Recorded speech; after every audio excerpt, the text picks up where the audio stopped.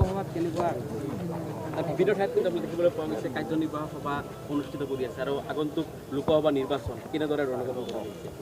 লোকসভা নিৰ্বাচনৰ কাৰণে আমাক ৰাষ্ট্ৰীয় সমিতিয়ে কৈছে যে আমাক অতিৰিক্ত 3টা ছিট তেওঁলোকে বিচাৰিছে আৰু সেই 3টা ছিট হৈছে বৰপেটা লোকসভা, কলিয়াবৰ লোকসভা আৰু নগাঁও লোকসভা।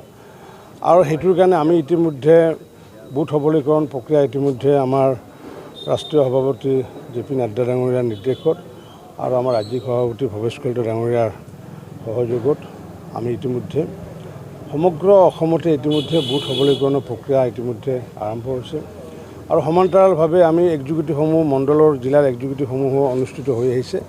আগন্তুক দিনত নিশ্চিত ৰূপত আমি যাতে 3টা ছিট নতুনকৈ লোকসভাত যাতে নিব পাৰোঁ তাৰ কাৰণে আমি সংগঠনৰ শক্তি বৃদ্ধি কৰাৰ কাৰণে প্ৰচেষ্টা চলাইছোঁ। আৰু বিশেষকৈ বৰপেটাৰ বিষয়লৈ আহোঁ।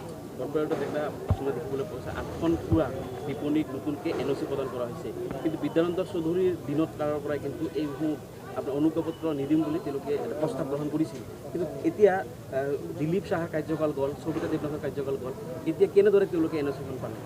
নাই NOCটো আমাৰ বৰপেটাৰ পৌৰসভাই কাকো NOC দিয়া নাই আৰু নিদিও আগন্তুক দিনত। ইতিমধ্যে আমাৰ পৌৰসভাৰ পৌৰপতিয়ে এই কথাটো লৈ পেলাই স্পষ্টীকৰণ দিছে।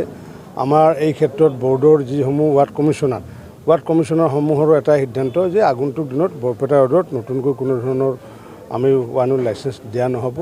আৰু ইতিমধ্যে যিহেতু অসম চৰকাৰে মোক গাৰ্জেন মিনিষ্টাৰ হিচাপে মোক দায়িত্ব দিয়া আছে আৰু গাৰ্জেন মিনিষ্টাৰৰ এপ্ৰুভেল নোহোৱাকৈ যিহেতু কোনো ধৰণৰ ৱাইন শ্বপ হ'ব নোৱাৰে, গতিকে নিশ্চিত ৰূপত আগন্তুক দিনত আমিও এই ক্ষেত্ৰত বাৰণ কৰিম। আৰু বিশেষকৈ আপোনাৰ বিষয় নহয় যদি আমি যিহেতু থলুৱা খাদ্য সামগ্ৰীৰ ওপৰত যিহেতু GST আৰোপ কৰিছে, থলুৱা খাদ্য সামগ্ৰীৰ ওপৰত GST আৰোপ কৰা দেখিবলৈ পোৱা গৈছে। এই বিষয়টো লৈ পেলাই ইতিমধ্যে বিত্তমন্ত্ৰী ডাঙৰীয়াই এইটো আলোচনা অব্যাহত ৰাখিছে আৰু কেন্দ্ৰীয় বিত্তমন্ত্ৰী ডাঙৰীয়াৰ লগত কথা পাতি আছে। গতিকে আগন্তুক দিনত নিশ্চিত ৰূপত ইয়াৰে কিবা এটা সুমীমাংসা এটা হ'ব।